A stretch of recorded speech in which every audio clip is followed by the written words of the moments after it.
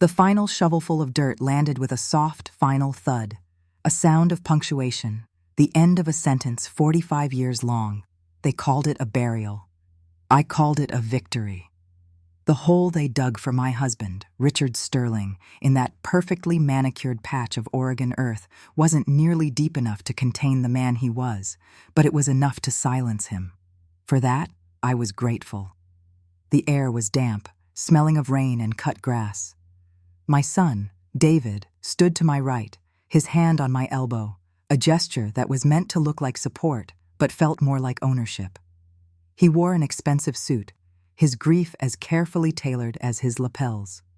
He was a man drowning in the shadow of his father, and even now, with the man gone, he was still trying to prove he could swim. To my left was his wife, Olivia.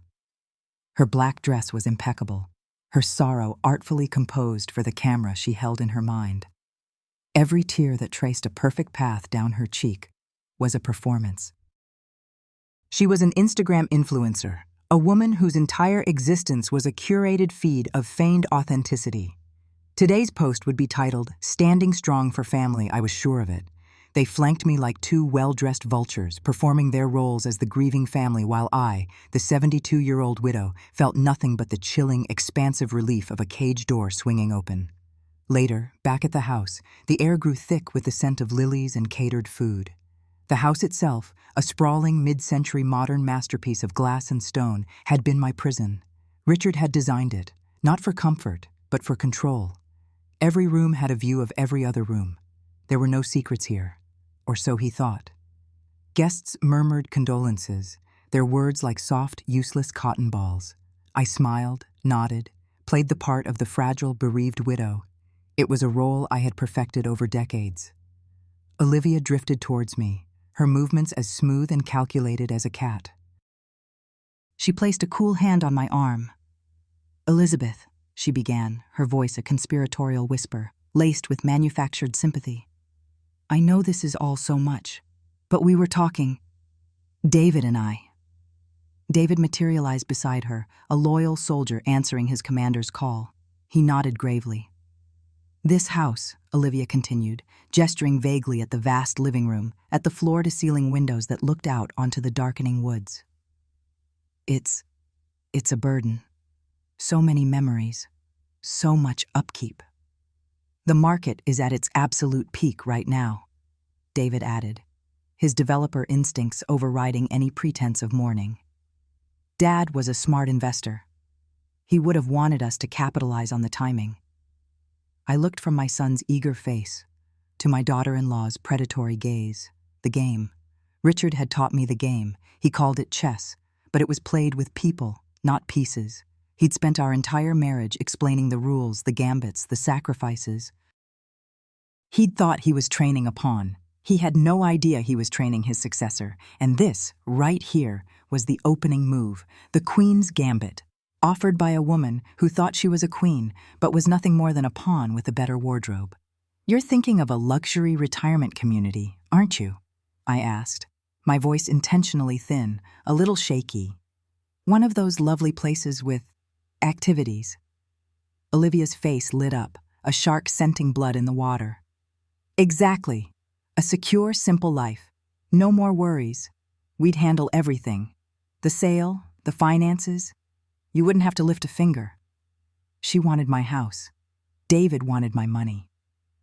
They saw a confused old woman, lost in grief, an easy target. I let a small, faint smile touch my lips. I saw them exchange a look, a flicker of triumph. They mistook it for senile agreement. They had no idea. They saw a helpless old woman. I saw the chessboard, clear as day. And I knew with a certainty that settled deep in my bones that it was my turn to move. The sympathy cards and casseroles dwindled, replaced by a quiet, creeping campaign. The silence in the big house became a weapon they used against me. It started subtly. A doctor's appointment I was certain was on a Tuesday was suddenly, according to David, on a Monday. "Mother, you missed it," he'd said over the phone, his voice dripping with concern. Dr. Evans' office called. They were worried. "Are you feeling all right? Are you sure you're writing things down?" I looked at my calendar.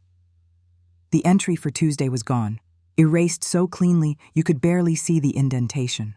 A professional job. Then came Olivia's social media offensive. My life became content for her brand. She'd arrive unannounced, phone in hand, filming. "Just checking in on my precious mother-in-law," she'd chirp to her thousands of followers, panning the camera across my face. It's so important we look after our elders, isn't it? Even when they get a little forgetful. She'd post a video of me struggling to open a jar of pickles she had secretly tightened moments before. #family first. #elder care.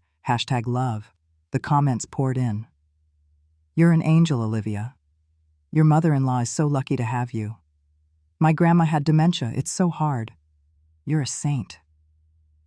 They were building a narrative, brick by brick, post by post. They weren't just trying to convince a court. They were trying to convince the world, and in doing so, convince me. The next move was hiring the home care nurse. Her name was Carol, a woman with a starched white uniform and a smile that never reached her cold, observant eyes. She was their spy. She'd ask me questions designed to trip me up.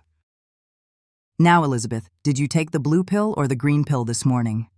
"I believe it was the green one, dear," I'd answer, knowing perfectly well my heart medication was blue. Minutes later, I would hear the soft tap of her fingers on her phone. A text to David, no doubt. 10:45 a.m. Patient confused about medication schedule. Advised close monitoring. I played my part. I was a master of the role. Some days I'd be hopelessly muddled, asking what day it was 3 times in an hour. I'd misplace my reading glasses only for Olivia to find them on top of my head for a cute, condescending Instagram story. Other days, I'd be sharp, razor sharp. "Olivia," I said one afternoon as she was setting up a shot of her helping me sort the mail. "That shade of lipstick, is it vengeful red? It brings out the avarice in your eyes beautifully." She froze, her smile faltering for just a second. David, who was hovering nearby, shot me a dark look.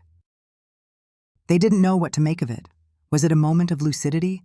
A cruel, random comment from a deteriorating mind? The uncertainty was a small crack in their polished facade, and I pressed on it, gently.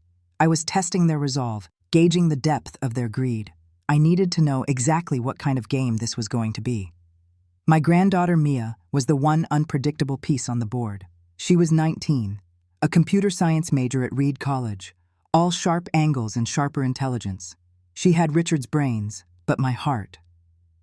She arrived one Saturday, not with a camera, but with a bag of groceries and a look of deep unease. She found Olivia trying to film me as I watered my plants. "What are you doing, Mom?" Mia asked, her voice low and tight.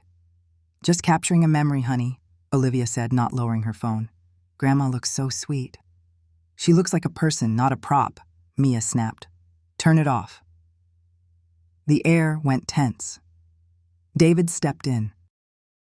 "Mia, your mother is just concerned. Grandma has been struggling." "She seems fine to me," Mia said, looking directly at me. Her eyes asked a question. "Are you okay?" Later, after her parents had left in a huff, Mia made me a proper cup of coffee, dark and strong, not the weak, decaffeinated swill the nurse insisted upon. We sat in the kitchen, the silence comfortable. "They're trying to make you seem crazy," she said. It wasn't a question. I didn't answer directly. I just reached across the table and placed my hand over hers. Her skin was warm. It was the first genuine human contact I'd felt in weeks. "It's a complicated game, my dear," I said softly. "I know," she replied, her gaze unwavering. "I'm good at games." In that moment, a flicker of hope. I wasn't entirely alone. I had a single ally, a small but powerful piece, and in a game like this, that could be enough to change everything. The nights were the worst, and the best. Alone, in the crushing silence of the house Richard built, the truth was my only companion. The world saw my marriage as a success story. 45 years. A partnership. A testament to commitment. It was a lie. My marriage wasn't a partnership. It was a 45-year-long chess lesson, and I wasn't the player. I was the board, the silent, gridded surface upon which my husband played out his life of dominance and control. Richard was not a brute. His abuse was never physical. It was far more insidious. He was a psychological architect, a brilliant, sociopathic man who saw people as systems to be dismantled and reassembled for his own benefit. And he trained me. I remember one evening years ago. We were hosting a dinner party. One of Richard's business rivals, a man named Arthur, was there with his wife. All night, Richard was charming, solicitous. He'd complimented Arthur's recent successes, but I saw the little things. He'd ask Arthur's wife about her charity work, with a tone that suggested it was a quaint little hobby. He'd bring up a failed venture from Arthur's past, framing it as a brave learning experience, tiny, subtle cuts. Later that night, after everyone had left, we were in his office. He poured 2 glasses of brandy. "Did you watch Arthur tonight, Elizabeth?" he asked, swirling the amber liquid. "I did," I said. "And what did you see?" "I saw you being very kind to him." He chuckled, a dry, humorless sound. "No, you saw me place my pieces. His wife feels patronized. It makes her resent his success. I reminded him of his greatest failure. It makes him doubt his current one. I haven't taken anything from him yet. I've just loosened the foundations. In 6 months, his company will be mine." He looked at me then, his eyes cold and appraising. "Emotion is a liability, Elizabeth," he said, his voice a low murmur. "Never forget that. The only thing that matters is the board. And the position of the pieces, everything else is noise." He isolated me, not by locking doors, but by making the world outside seem trivial, foolish. He made me his silent confidant, his partner in observation. I learned to read the flicker in a person's eyes, the slight tremor in their hand, the hesitation in their voice. I learned to see the weaknesses they tried so desperately to hide. He taught me everything he knew about breaking people. He thought he was forging a tool. He never considered he might be sharpening a weapon. David and Olivia were his creations, too. They were the products of this toxic kingdom. David, desperate for the approval of a father who saw him only as a pawn. Olivia, a creature of pure, transactional ambition, a perfect match for the world Richard had built. They weren't just greedy. They were playing the only game they knew, the game their father, their king, had taught them. It was this knowledge that led me to his office in the dead of night, a week after Mia's visit. The room was just as he'd left it, a mausoleum of leather and mahogany. Everything was perfectly aligned, the pens in their holder, the books on their shelves. Control, absolute, suffocating control. On a small table by the window sat his prized possession, a hand-carved ebony and ivory chess set. It wasn't for playing. It was a symbol. He was the grandmaster. The rest of the world was just pieces. I ran my fingers over the cool, smooth surfaces of the wood. The king, solid and unyielding. The knights, the bishops, the rooks. Pawns lined up like soldiers. My hand hesitated over the Black Queen. Richard had always had a strange reverence for that piece. "The Queen is the most powerful piece on the board, Elizabeth," he'd told me once, long ago. "She protects the king, but she wins the game." My fingers closed around its slender form. On instinct, I twisted the base. There was a soft click. It wasn't the piece itself. The sound came from across the room. I looked at his massive mahogany desk. A section of the ornate side paneling, a piece I had dusted 1,000 times, had popped open, revealing a dark, hidden compartment. My heart hammered against my ribs. I had lived in this house for 40 years and never known. My hands trembled as I reached inside. I expected to find documents, ledgers, deeds, evidence of his secret empire.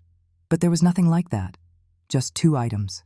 The first was a small, cold object, a hardware key, like a USB drive but thicker, made of brushed black metal. It was encrypted. I knew that instantly.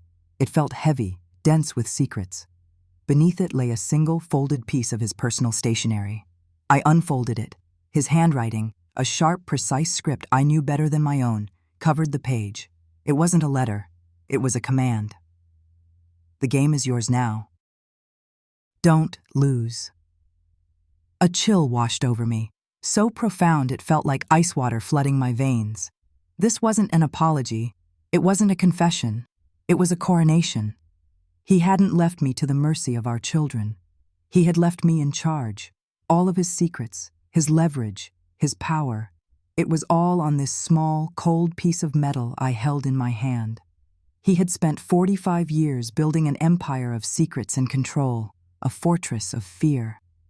And he had just handed me the key. I looked at my reflection in the dark glass of the window. The frail, confused old woman was gone. In her place was someone else, someone I hadn't seen in a very long time. The game had changed. The pawn had reached the other side of the board. Richard taught me how to play chess. He never taught me what to do when I became queen. The doorbell rang, a sharp, intrusive sound that cut through the afternoon silence. I was in Richard's study, the scent of old paper and leather still clinging to the air like a ghost. I didn't move. The bell rang again, more insistent this time. A few years ago, that sound would have sent a jolt of anxiety through me. Who was it? What did they want? Was Richard expecting them? Now it was just noise. I walked slowly, my joints making their own quiet protest, and opened the front door. A young man in a cheap suit stood there, holding a thick manila envelope. He looked uncomfortable, his eyes darting past me into the cavernous foyer. "Elizabeth Sterling?" he asked, his voice cracking slightly. "I am. I'm a process server. I have these documents for you." He thrust the envelope at me. His hand was clammy. I took it. The paper felt heavy, weighted with consequence. "Thank you," I said, my voice deliberately frail, a little tremor for effect. I let my hand shake as I accepted the package. He mumbled something about having a good day and practically fled down the stone steps to a beat-up sedan parked at the curb. I closed the door, the lock clicking into place with a sound of finality. War had been declared. I didn't open it in the foyer. I carried it back to the study, to Richard's throne room, and sat in his chair. The leather sighed under my weight. I placed the envelope on the great mahogany desk. For a moment, I just looked at it. A Trojan horse delivered to my door. Inside, I knew, were soldiers. I slid my finger under the flap, the sound of tearing paper unnaturally loud in the quiet room. I pulled out a sheaf of papers, bound by a metal clip. The top page was dense with legalese, but the words jumped out. Petition for conservatorship. Underneath, the petitioners, David Sterling and Olivia Sterling. My son, my daughter-in-law. I felt a coldness spread through my chest, but it wasn't fear, it was clarity. The kind of clarity Richard always had before a hostile takeover. I read on, my eyes scanning the pages. It was a masterpiece of fiction. Attached were exhibits. Exhibit A, nurses' reports. I saw Helen's name. My weekly nurse, the one Olivia had insisted on hiring. Her notes were filled with careful, damning observations. Patient seemed disoriented today. Patient forgot she had taken her morning medication and tried to take it again. Patient spoke of her late husband as if he were still alive. Lies. All of them. Cleverly twisted half-truths. I did speak of Richard, yes, but not as if he were alive. I spoke of him to remind myself he was dead. Exhibit B. Social media documentation. I forced myself to look at the glossy printouts from Olivia's Instagram. There were photos of her and me. Olivia's arm around my shoulder, a look of profound, manufactured concern on her face. Me, looking tired, caught off guard. The captions were poisonously sweet. Making sure my amazing mother-in-law is okay. It's so hard watching someone you love start to fade. #elder care, #family, first, #end Alzheimer's. The comments were a chorus of sympathy for her.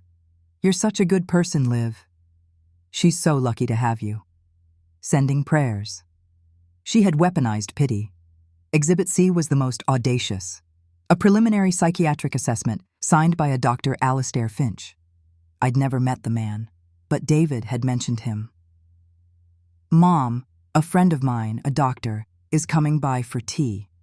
Just to chat. I had refused. It didn't matter. The report was here anyway, filled with professional jargon that all pointed to one conclusion: early onset dementia with significant cognitive decline. It strongly recommended immediate financial and personal oversight. A forgery, or a diagnosis bought and paid for. The final pages laid out their proposal. The sale of the house, this house, the fortress Richard had built. The proceeds were to be placed in a trust, managed solely by David Sterling. Of course, it was all there, a neat, tidy package designed to strip me of everything: my home, my money, my autonomy. They weren't just putting me in a nursing home, they were burying me alive. I leaned back in the chair.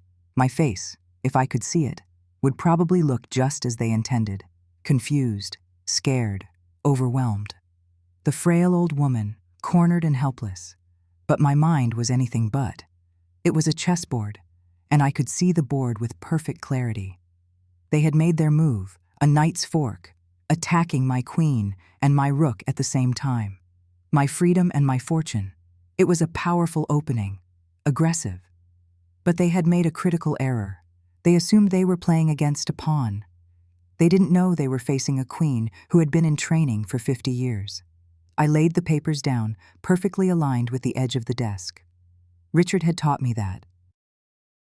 Order in the face of chaos. My first move wouldn't be on their board. It would be to find a player of my own. My phone felt cool and solid in my hand. I scrolled through the contacts, my thumb hovering over a name: Mia, my granddaughter, my only potential ally in this nest of vipers. I pressed the call button. The phone rang twice before she picked up. "Grandma? Is everything okay?" Her voice was young, clear, a welcome sound in the stale air of the study. "Mia, my dear, I'm so sorry to bother you at school." "It's fine, Grandma. I'm just in my dorm." "What's wrong? You sound strange." I let a little wobble enter my voice.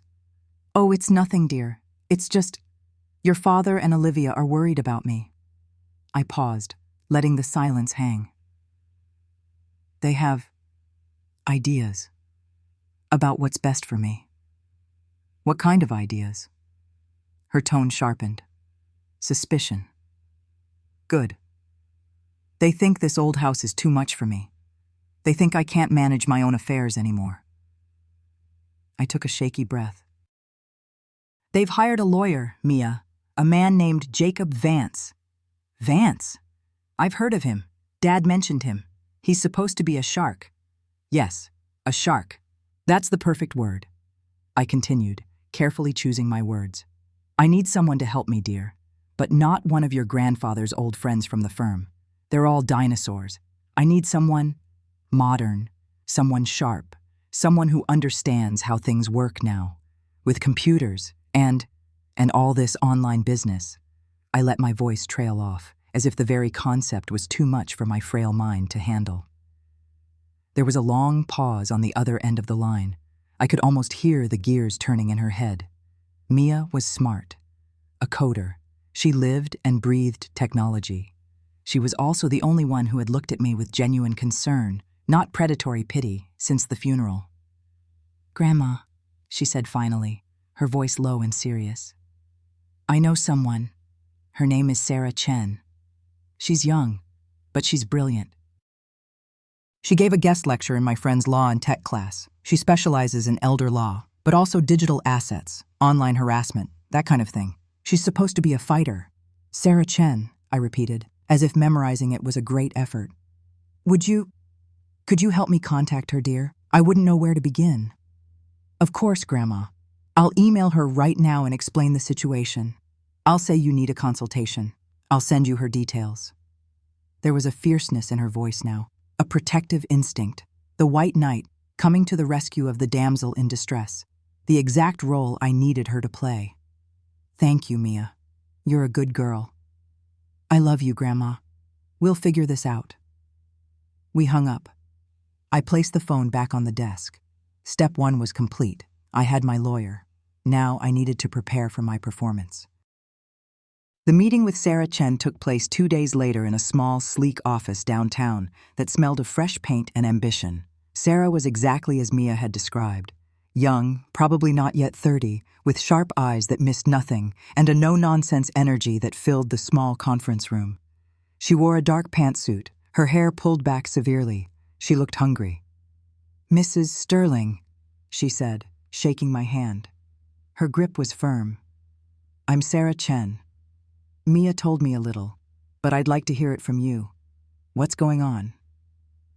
I settled into the chair opposite her, arranging my shawl around my shoulders. I began my story, the one I had rehearsed in my head 100 times. I was Elizabeth Sterling, a recent widow, grieving and overwhelmed. My son David, whom I loved dearly, was falling under the influence of his ambitious wife, Olivia. "David means well, I'm sure," I said, dabbing at my dry eyes with a handkerchief. "But he's always been impressionable. And Olivia, she's a very forceful personality. She's an influencer on the internet. She lives her life online, and I think she wants my life to be part of her story." I showed Sarah the printouts of the Instagram posts. She looked at them, her expression unreadable. "She frames it as concern," I whispered, "but it feels like an invasion." "And the petition for conservatorship?" Sarah prompted gently. I slid the thick envelope across the table. "This arrived the other day. It was a shock. They want to sell my home. Richard, my husband, he built this house for us. It's all I have left of him." A single genuine tear escaped and traced a path down my wrinkled cheek. It wasn't entirely a lie. The house was all I had left of the man, just not in the way Sarah would assume. Sarah read through the documents, her sharp eyes flying across the pages. She paused at the nurse's reports, then at the psychiatrist's assessment. "Have you ever met this Dr. Finch?" she asked, her gaze lifting to meet mine. "Never," I said. "My son mentioned him once, said he was a friend who wanted to have tea. I declined. I don't like strangers in my house." "And these nurses' notes?" "Helen is a sweet girl, but she's Olivia's choice. She asks so many questions. I get tired. Sometimes I get confused. It happens, at my age. But this," I gestured to the papers, "this makes me sound like a lunatic." It was a masterful performance, if I did say so myself. I was playing the perfect victim. Sharp enough to know I was being wronged, but frail enough to be utterly believable as a target. I gave her just enough ammunition. The greedy daughter-in-law, the manipulated son, the questionable evidence. It was a classic case of elder abuse, a story Sarah Chen would be eager to fight and win. It was a story that would build her reputation. "Mrs. Sterling," she said, closing the file. Her voice was firm, resonant with a newfound resolve. "This is outrageous. The social media campaign is a clear attempt to build a false narrative. And this psychiatric assessment, without you ever having met the doctor, is highly unethical and likely inadmissible. We can fight this. We will fight this." "Can we?" I asked, my voice filled with hope. "I don't have much fight left in me, Ms. Chen."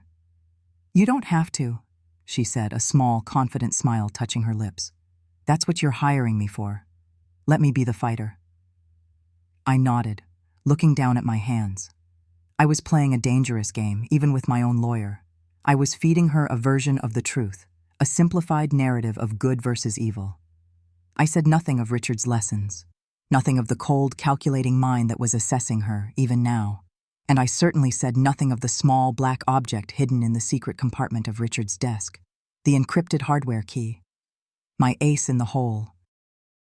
My weakness was my greatest strength. As long as they all saw me as a fragile old woman, a pawn on the board, no one would ever see my real move until it was too late. The knock on the door came a few evenings later. It was soft, hesitant. Not the brash summons of a process server. I knew who it was before I opened it. David stood on the porch alone. The harsh porch light carved new lines of stress onto his face. He wasn't wearing his usual power suit. Instead, he wore jeans and a worn jacket, as if he were trying to look like a son instead of a petitioner. "Mom," he said. His voice was quiet. "Can I come in?" I stepped aside, my heart giving a strange, traitorous flutter. This was a calculated move. The Queen's sacrifice, Richard would have called it, Appeal to the heart. Use emotion as a weapon. I'd been expecting it. I just hadn't expected it to feel so real. He didn't go to the formal living room. He walked into the kitchen, the one place in the house that had always felt more mine than Richard's. He sat at the small wooden table where he used to do his homework as a boy. "I didn't want to do it this way, Mom," he began, not looking at me. He stared at the salt shaker on the table. "Do what, David? Serve me with legal papers? Try to have me declared incompetent?" My voice was colder than I intended. He flinched. "It's not about that. Not really." He finally looked up, and I saw something in his eyes I hadn't seen in years. A deep, bottomless well of pain. "It's about him. It's always been about him." He gestured vaguely at the house around them.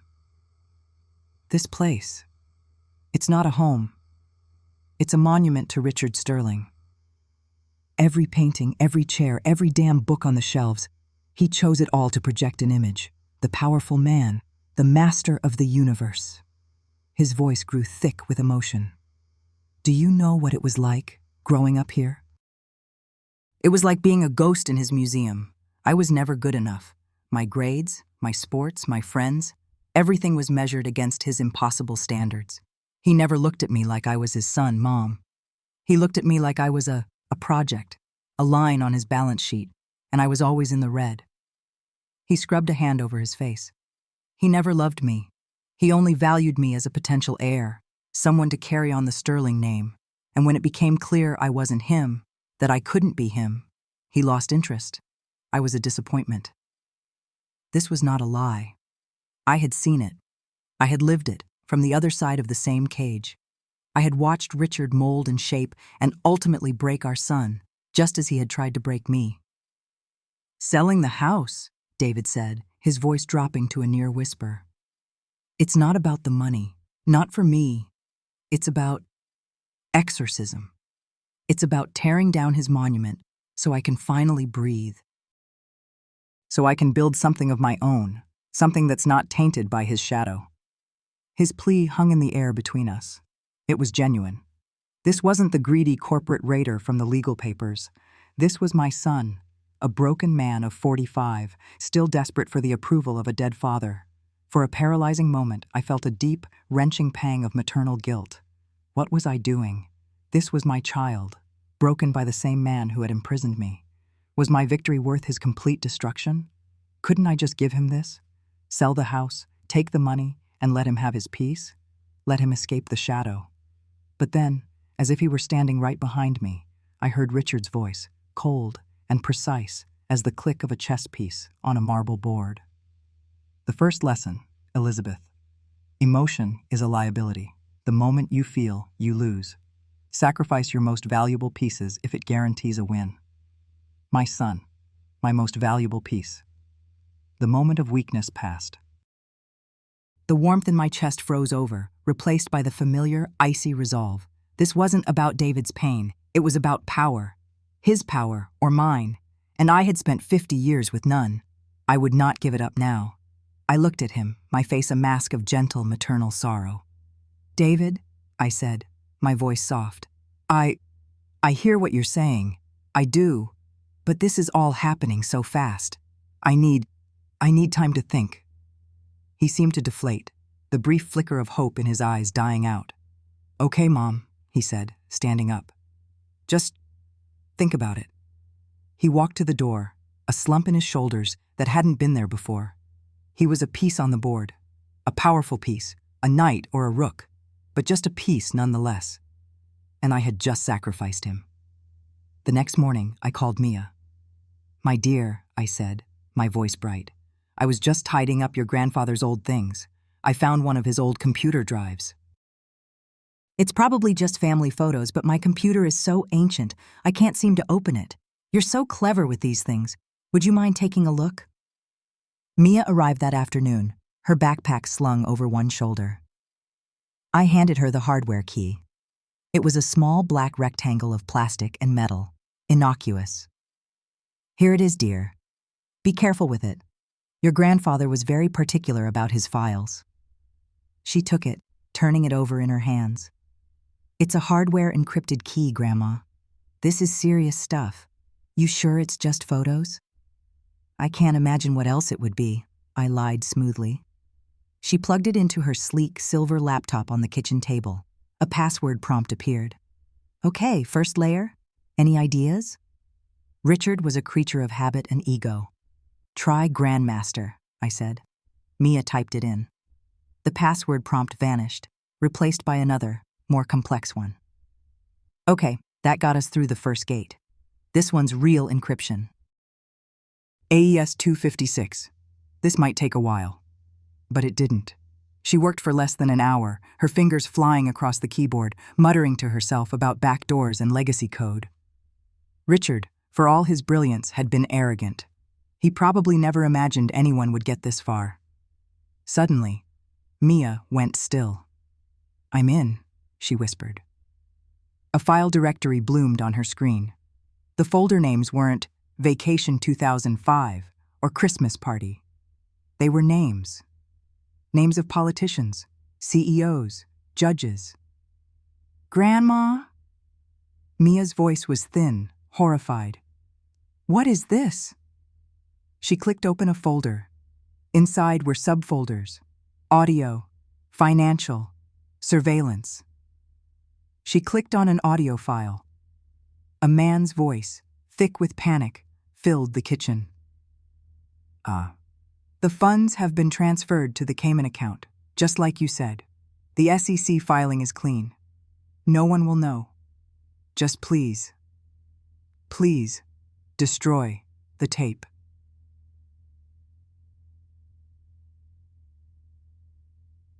Mia slammed the laptop shut. Her face was pale. Oh my God, Grandma, this isn't photos. This is a blackmail archive. Granddad. He was extorting these people. I know, dear, I said calmly, taking a sip of my tea. Her head snapped up, her eyes wide with disbelief and dawning horror. She was looking at me, really looking at me, for the first time, not as a frail old woman, but as something else. You knew? She breathed. I suspected. Your grandfather had a way of making people compliant. I leaned forward. Now, open it back up. The game is not over. Look for a folder with the name J. Vance. Her hands trembled as she opened the laptop again. She navigated through the maze of files, her fear slowly being replaced by a kind of grim fascination. She found it. A folder labeled simply Vance. Inside was a complete accounting of Jacob Vance's life of crime. Scanned bank statements from offshore accounts. A detailed history of embezzlement from a previous law firm, a crime Richard had apparently discovered and used to keep Vance on a very short leash for years. There was even a photo of Vance, much younger, handing a briefcase to a known mob enforcer. It was a kill shot, a weapon that could end the legal battle with a single, silent threat. Mia stared at the screen, her mouth agape. You could destroy him with this. You could end the whole conservatorship case tomorrow. Yes, I said. I could. But ending it wasn't enough. I needed to win. Decisively. Keep looking, Mia. This is a very large castle. I want to know where all the secret passages are. Look for another name. Look for Olivia. Mia hesitated. Mom? Why would she be in here? The thought was clearly painful for her. This was her mother. Just look, dear, I said, my voice soft but unyielding. Reluctantly, she typed Olivia into the search bar. A single folder appeared. My heart beat a little faster.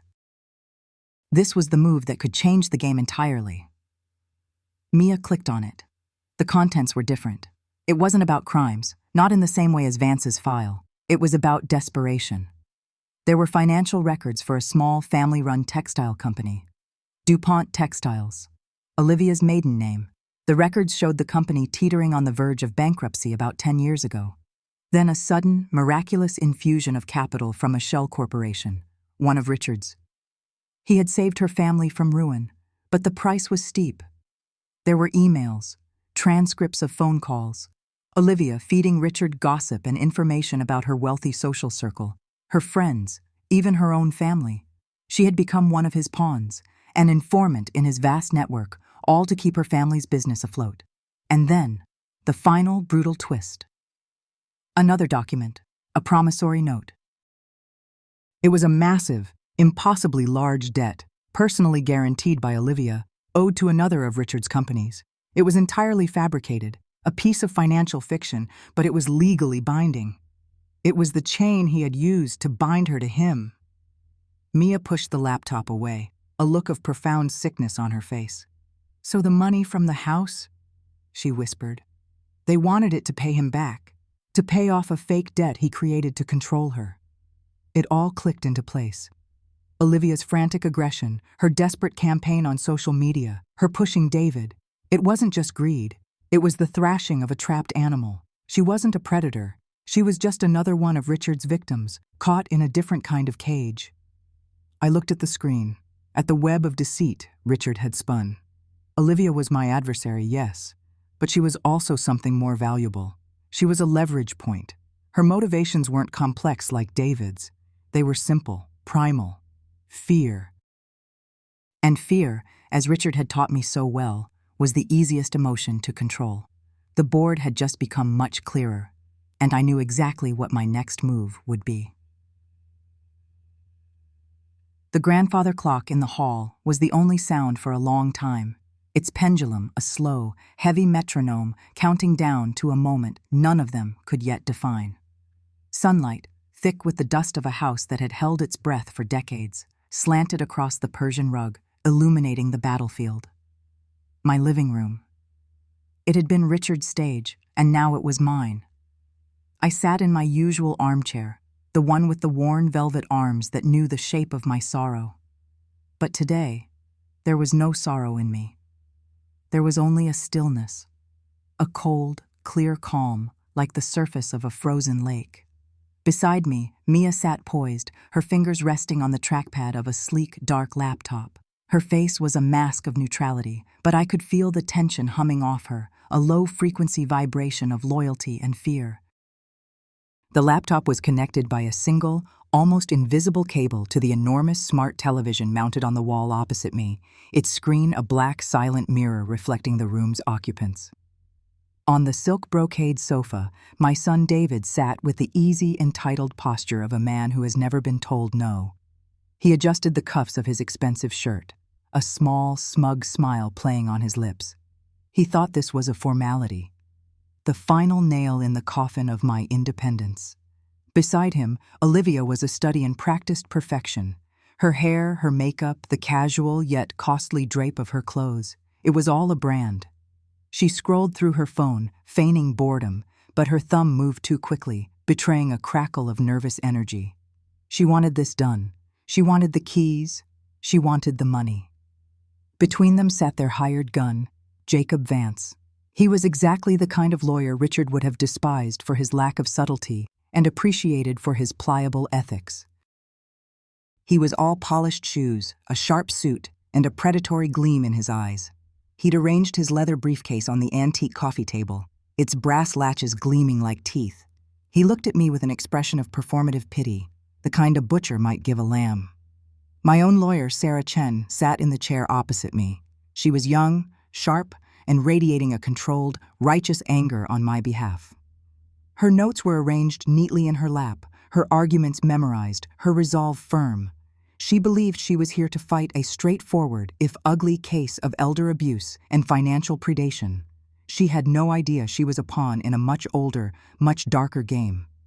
She caught my eye and gave a small, reassuring nod.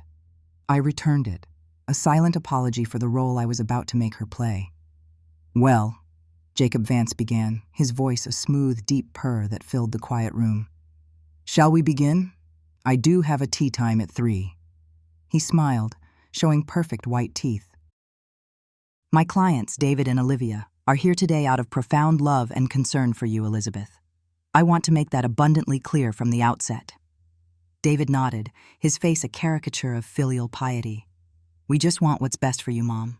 A place where you'll be safe, cared for." Olivia finally looked up from her phone, her expression soft and practiced. "We worry about you in this big house all by yourself. The falls, the missed appointments. It's just not safe anymore, Elizabeth. We found the most beautiful facility, the Willows. It has a garden. You'd love it." It was all so beautifully rehearsed.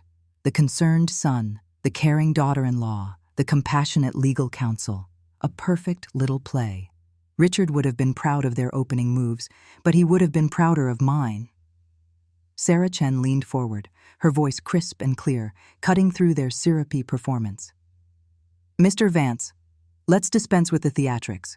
My client, Mrs.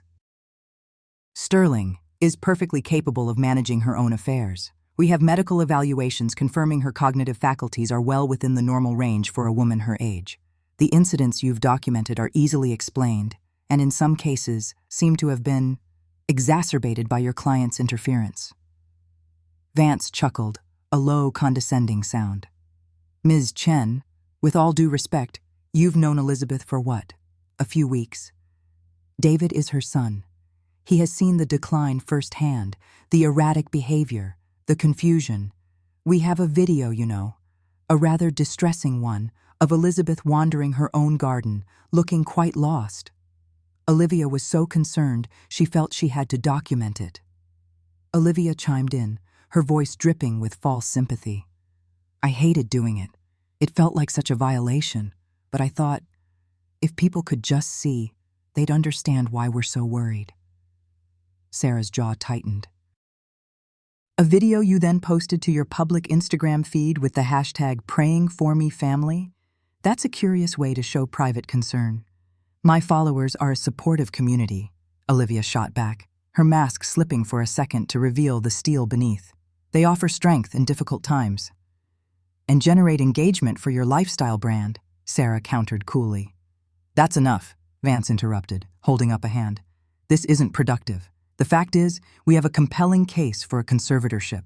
We have sworn affidavits from caregivers your clients hired and then dismissed. We have records of missed bill payments, until David graciously stepped in to manage them. We have a pattern of behavior that points to a woman who, through no fault of her own, is no longer able to ensure her own well-being. The petition we have filed is a mercy, Ms. Chen, a kindness." He leaned back, confident. The trap was set. The evidence, all of it manufactured by them, was laid out. In a courtroom, it would be a he said, she said battle, and they had youth, energy, and a mountain of curated proof on their side. They looked at me, expecting a flicker of fear, a tear, a sign of the confused old woman they had worked so hard to create. I let the silence stretch. I let them savor their perceived victory. I looked at David, my son, the boy I had held, the boy I had raised in the shadow of a monster. I saw the weakness in him, the desperate need for an approval he had never received, an approval he now sought to seize by force. I looked at Olivia, and I saw the desperation of a different kind, the terror of failure, the relentless drive to maintain a facade of success, no matter the cost. Sarah started to speak again, to argue a fine point of law, to defend my honor. But the time for legal maneuvering was over. The time for pawns was over. I raised my hand, a small, simple gesture. But it had the weight of a gavel. The room fell silent. Everyone looked at me. Sarah, confused. Vance, annoyed by the interruption. David and Olivia, with a flicker of impatience. I let my hand fall back to the arm of the chair. When I spoke, the voice that emerged was not the one they knew. The wavering, slightly reedy tone of the last few months was gone. This voice was lower, clearer. It held no tremor. It held the chill of the grave and the weight of absolute certainty. "Thank you, Sarah," I said calmly. "You've done an excellent job. But Mr. Vance is right. This isn't just a legal matter." I shifted my gaze from my lawyer to my son. "There are family matters we must discuss first." David's smug expression faltered. He blinked, a subtle shift in his composure. This was not in his script. Olivia's perfectly manicured fingers stilled on her phone. Vance's professional smile became fixed, a little tighter at the edges. They could all hear it. The change. The power that had been dormant for 40 years. now awake and uncoiling in the center of the room. I turned my head slightly, my eyes finding Mia's. She was waiting, ready. Her young face was pale, but her eyes were steady. She knew what was coming. She had helped me build the guillotine.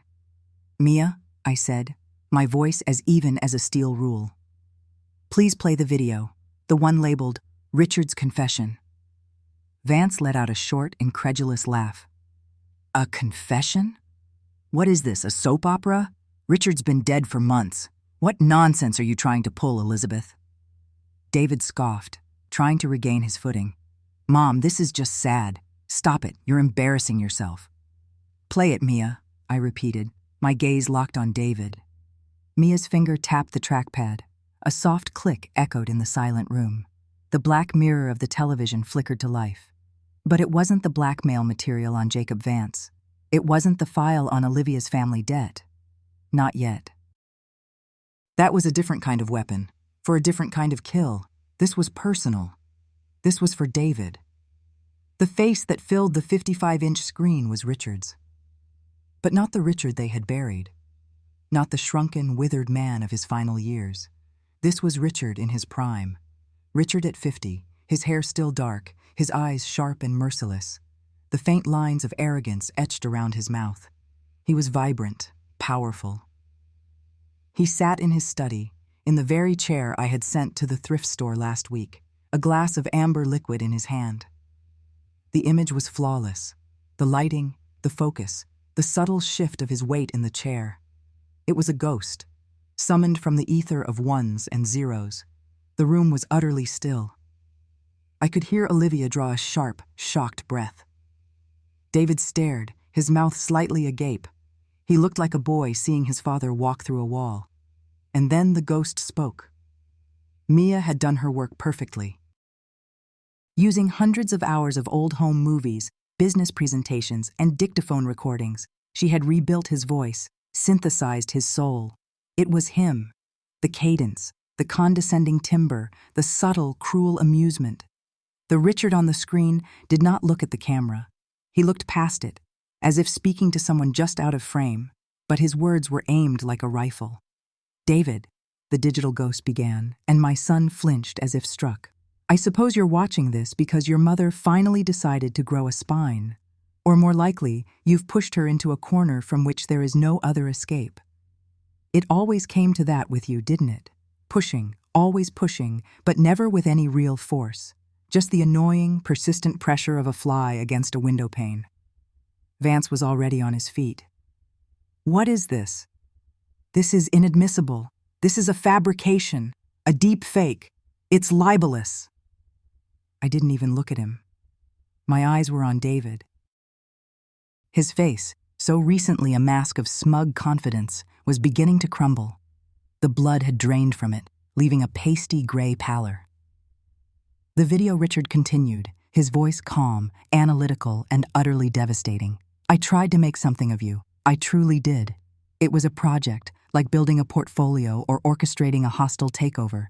I gave you the best schools, the best tutors, the best opportunities. I set challenges for you, pitted you against your siblings, hoping competition would forge some steel in you. I remember when you were 12.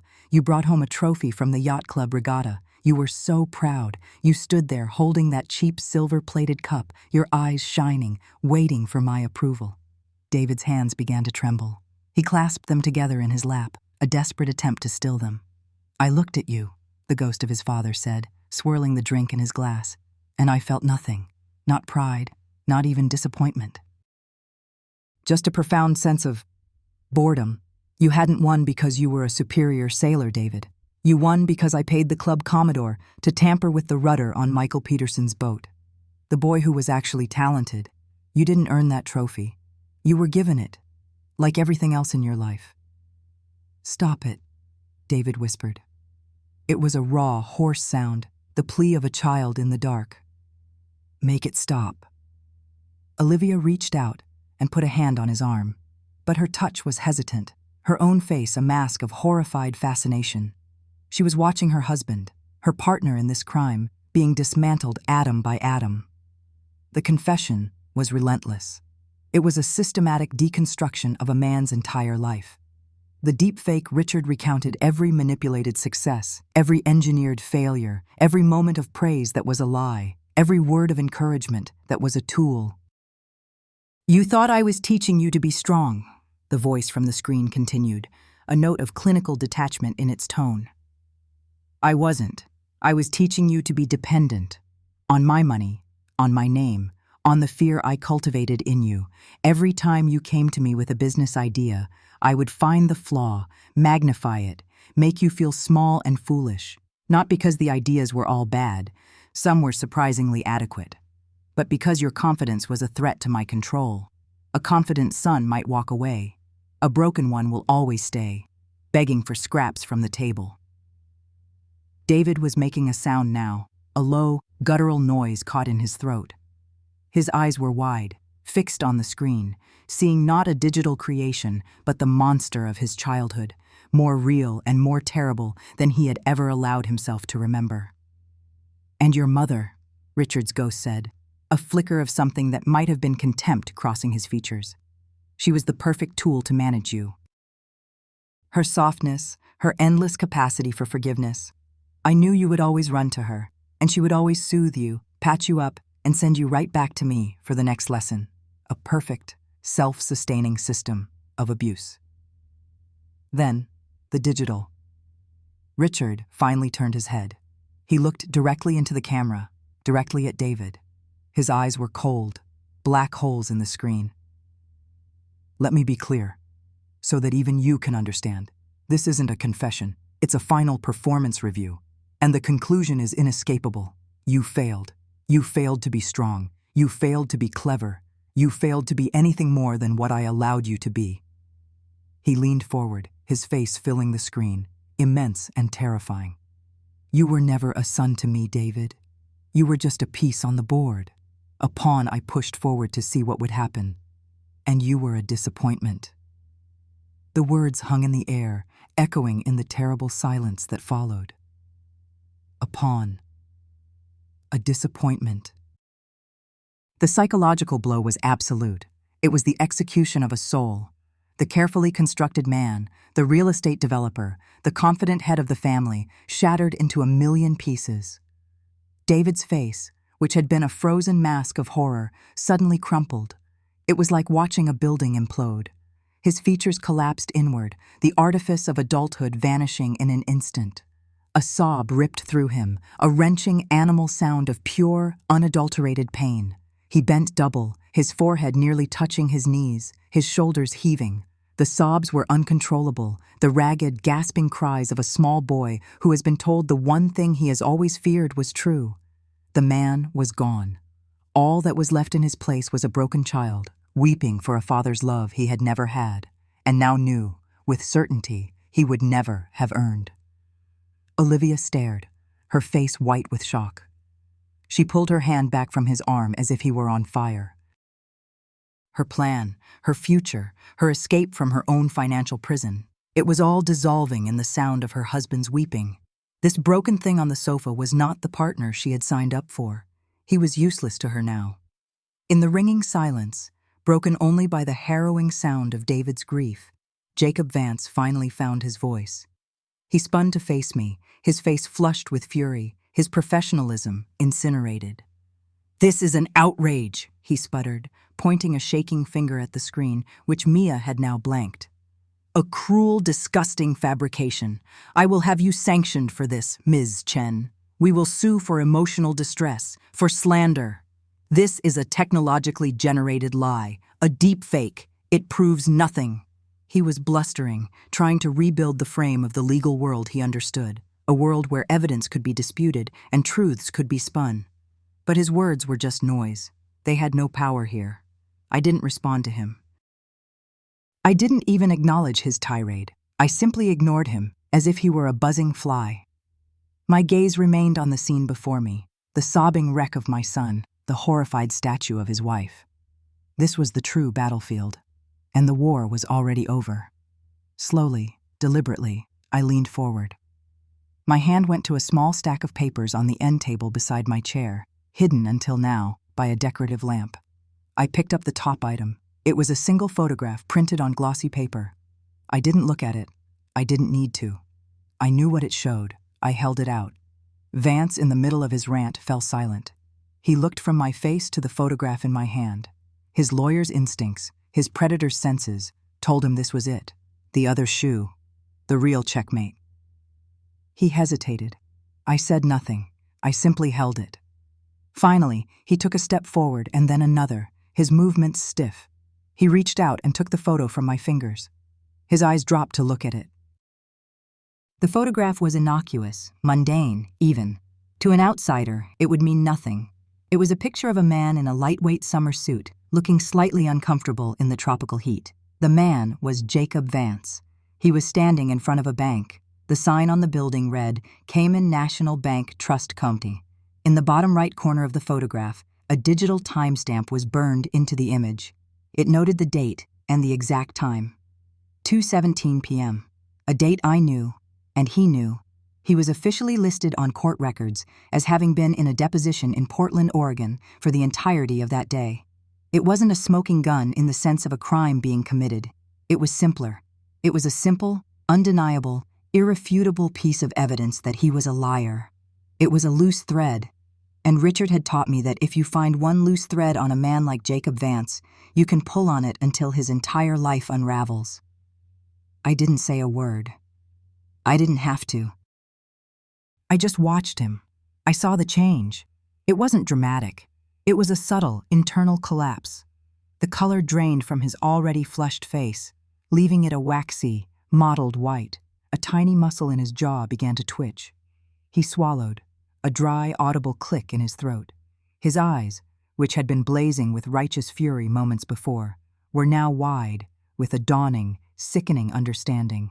His gaze lifted from the photograph and met mine, and in that moment, he saw it all. He didn't just see a photograph. He saw the archives. He saw the decades of Richard's meticulous work. He saw the ledgers, the recordings, the other photographs.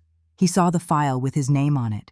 He didn't know what was in the rest of the file, whether it was about this trip to the Caymans, or the embezzlement at his previous firm that Richard had helped him cover up, or something else entirely. And the not knowing was the most terrifying part.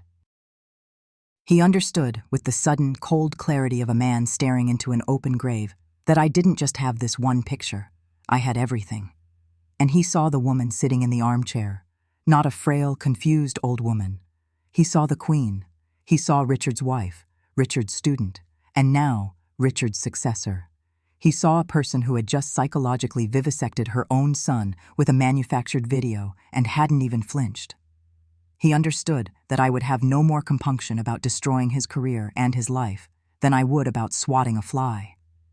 His blustering rage evaporated, replaced by the cold, stark terror of a trapped animal. The fight went out of him completely. He dropped the photograph on the coffee table, as if it were burning his hand. He turned away from me, his movements jerky and uncoordinated.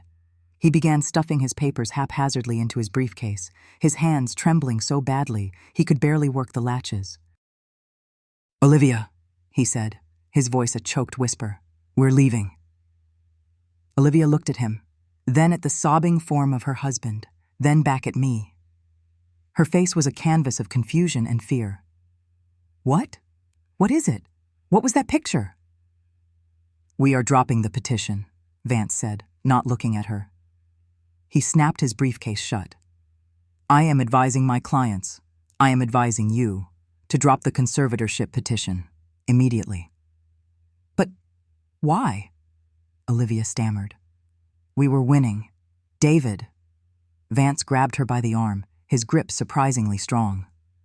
"The reason," he said, practically dragging her toward the door, "is irreconcilable family conflicts. That will be our official reasoning. Do you understand me?" He didn't wait for an answer. He pulled her out of the living room and toward the front door. I heard the door open, then slam shut with a final, echoing boom. They were gone. They had left David. He was still on the sofa, curled into a fetal position, his body racked with sobs that were now becoming quieter, more hopeless, the sounds of a life that had ended.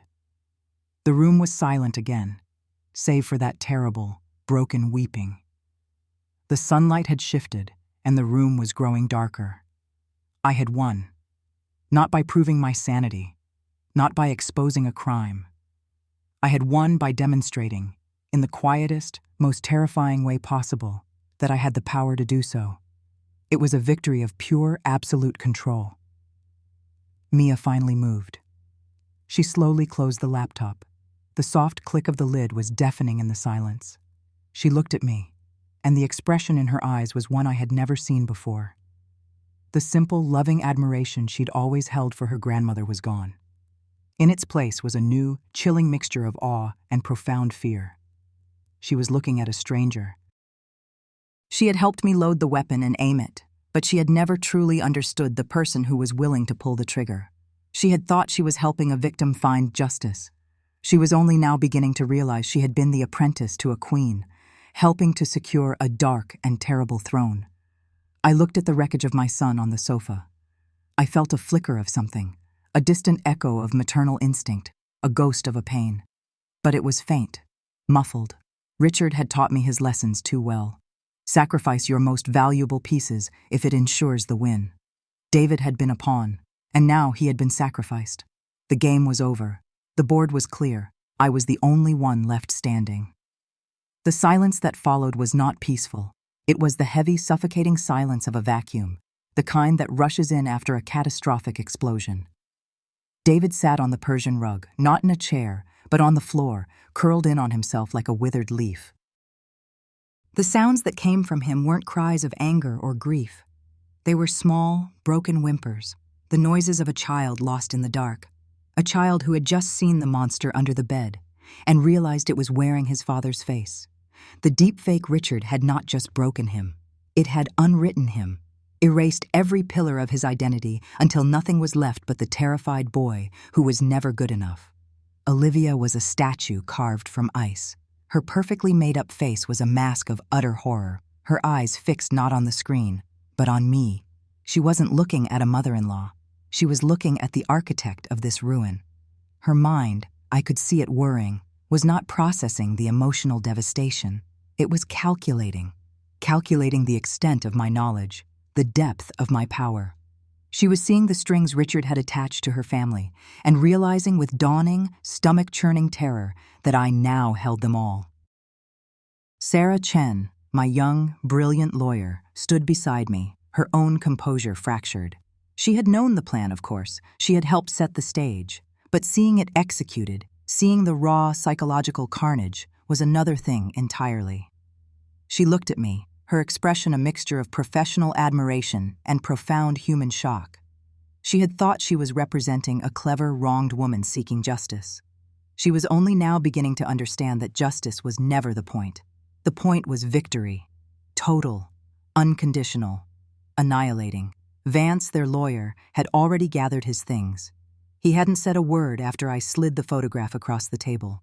He simply looked at it, his face turning the color of old parchment, and his fight evaporated. He was a professional, and he knew when a game was lost. He also knew when continuing to play would mean his own destruction.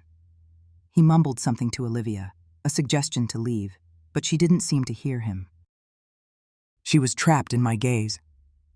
The first to move was Mia, my granddaughter, my brilliant, unwitting accomplice. She rose from her chair by the computer, her movements stiff, robotic. She walked over to her father, her steps hesitant. She knelt beside him, placing a hand on his shaking shoulder. He didn't respond.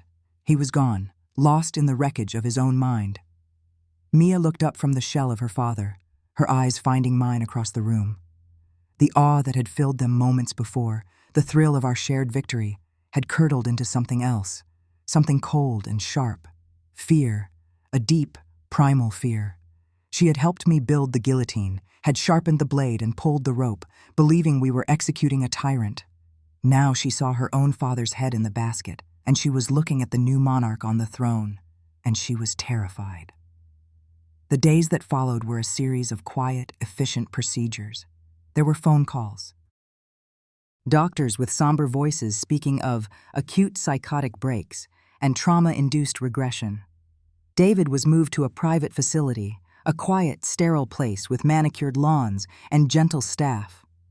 They sent me forms to sign, which I did with a steady hand. They spoke of long-term care, of a slow, uncertain path to recovery.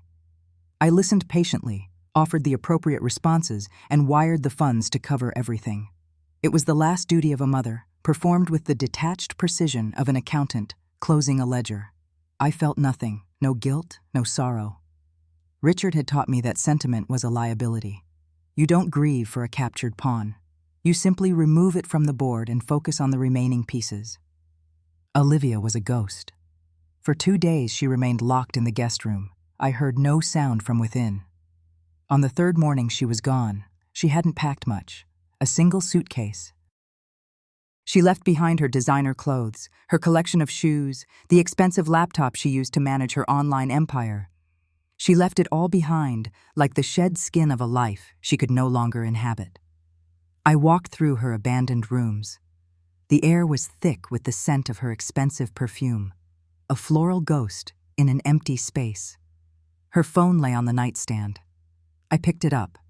The screen lit up with a cascade of notifications, thousands of them, comments, direct messages, brand inquiries. Her followers were wondering where she was. Her empire, built on the illusion of a perfect life, was beginning to crumble without its queen.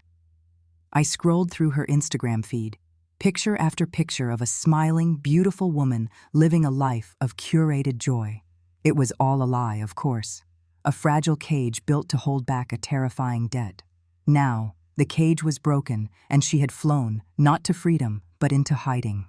I tossed the phone back on the bed. A worthless trinket from a forgotten game. The house grew quiet, oppressively so. The only other person left was Mia. She moved through the halls like a specter, her usual vibrant energy extinguished. She avoided me. When our paths did cross in the vast, silent corridors, she would flinch, her eyes wide and haunted. She would look at me, and I could see the question burning behind her gaze, the question she was too afraid to ask. Who are you? What have you become? Finally, after a week of this suffocating silence, the dam broke. I was in Richard's study, sitting in his leather chair, the one that still smelled faintly of his cologne and old paper. The chess set was on the desk in front of me, the pieces arranged exactly as they were after our final imaginary game. I was polishing the black queen, feeling its cool, dense weight in my palm. Mia appeared in the doorway. She didn't knock. They said he might never be the same, she said. Her voice was flat, devoid of emotion. It was the voice of someone in shock. I didn't turn to look at her. I continued my slow, methodical polishing of the ebony piece. The mind is a fragile thing, I replied, my own voice calm, even. You knew this would happen, she said. It wasn't a question. It was an accusation. You knew that video would do that to him. I knew it was a possibility, I conceded. A high probability, in fact. David's entire sense of self was built on Richard's approval, a foundation of sand. I simply provided the wave. She took a step into the room. He's my father. He was my son, I countered, my voice still perfectly level. I placed the polished queen back on her square. And he was willing to have me declared mentally incompetent and stripped of everything I own so he could sell this house. He was willing to put me in a home to be forgotten. Family is a bond, Mia. But when one side uses that bond as a weapon, the other side is entitled to defend itself. Defend? Her voice cracked, a tremor of hysteria entering it. Grandma, this wasn't defense. This was an execution. You destroyed him. You destroyed all of them. Finally, I turned the large leather chair to face her. I looked at her, truly looked at her, my brilliant granddaughter, her face pale, her eyes filled with a terror that was directed entirely at me. The last vestiges of her childhood innocence were dying right there in front of me. They were a threat, I said simply, a threat to my freedom and my security. Richard taught me many things, most of them cruel, but one lesson was paramount. You do not neutralize a threat. You eliminate it completely. You leave no pieces on the board that can be used against you later. Tears began to stream down her face, silent, hot tracks on her pale cheeks.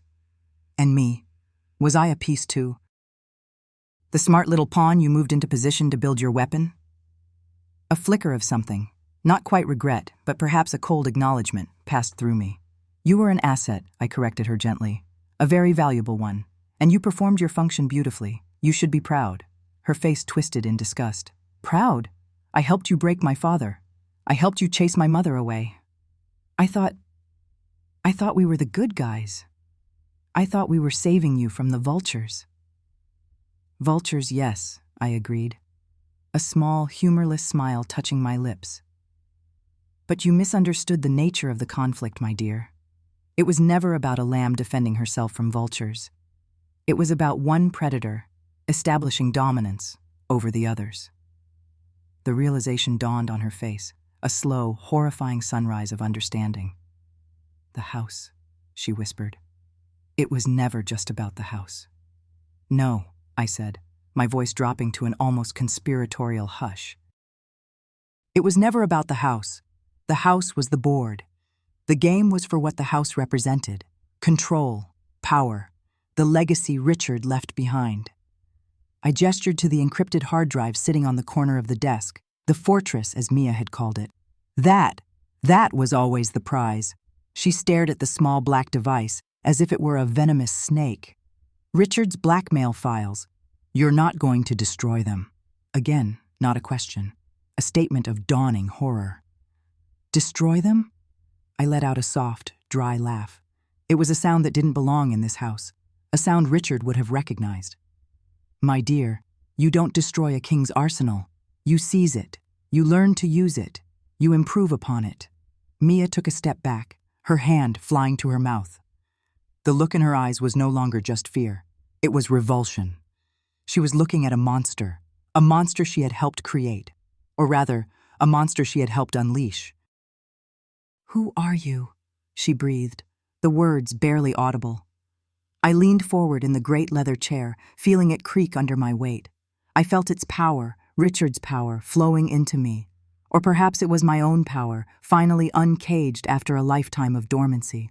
I am your grandmother, I said, my voice soft, yet carrying the weight of iron. But I am also the woman who survived 50 years in a cage with a master manipulator. You don't live in a cage like that without learning the lessons of the zookeeper. You learn how to be patient. You learn how to watch. And you learn, eventually, how to be more ruthless than the one who holds the key. She said nothing else. She just stared at me for a long moment, her face a canvas of shattered illusions. Then she turned and fled, her footsteps echoing down the long hall until they were swallowed by the profound silence of the house. I was alone now, truly alone. The board was swept clean of all opposing pieces. The silence was no longer suffocating. It was serene. It was the sound of absolute victory. The weeks that followed were quiet and orderly.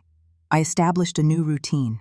Each morning, I would walk through the house, my house, feeling the space of it, the solidness of it. It was no longer a prison, but a palace, a fortress, my fortress. I had the locks changed. I hired a new security firm, one recommended by a name I found deep within the files on the hard drive. I had Mia's technology scrubbed from the network, replacing it with a closed system of my own design, built from the architecture Richard had left behind. I learned his systems, his protocols, his network of secure accounts, and untraceable communications. It was like learning a dead language, a language of power and secrets, and I was a surprisingly quick study. I spent hours in the study, not just reading the files, but absorbing them.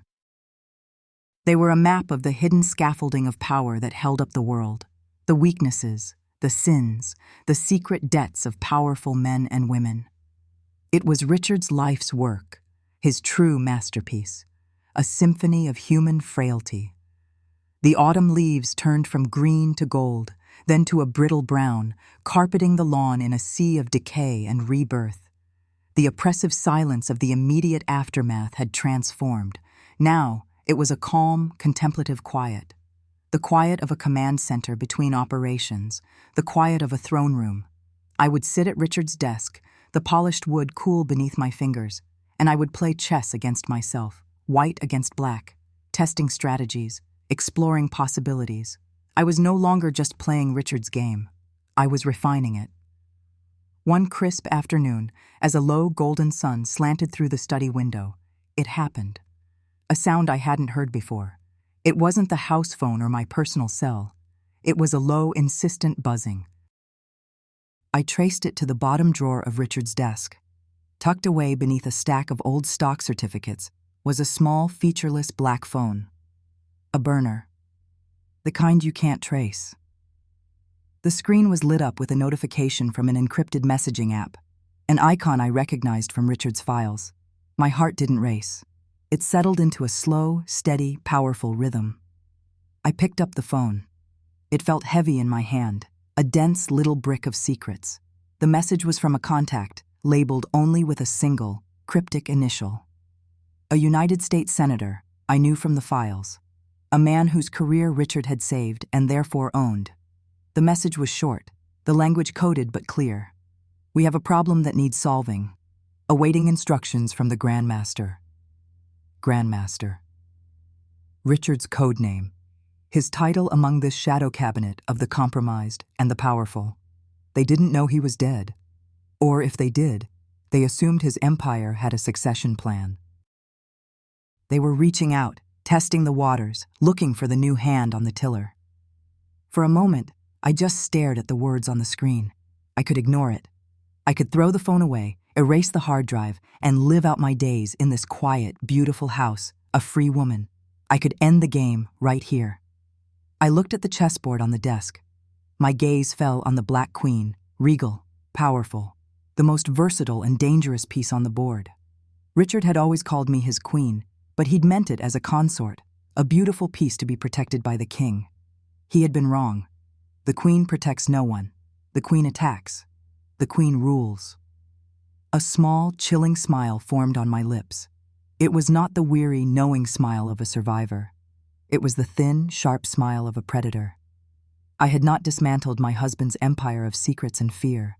Why would I? It was the only inheritance he'd left me worth having. I had seized it. I picked up the Black Queen, feeling its cold, smooth weight in my hand. A perfect sphere of polished ebony. It felt like a scepter. I held it as I typed my reply on the burner phone's keypad, my fingers moving with swift, unerring precision. My reply was not that of a victim, or a widow, or a grandmother. It was the reply of the new Grandmaster. The fee for my consultation has doubled. Wire the deposit to the usual account.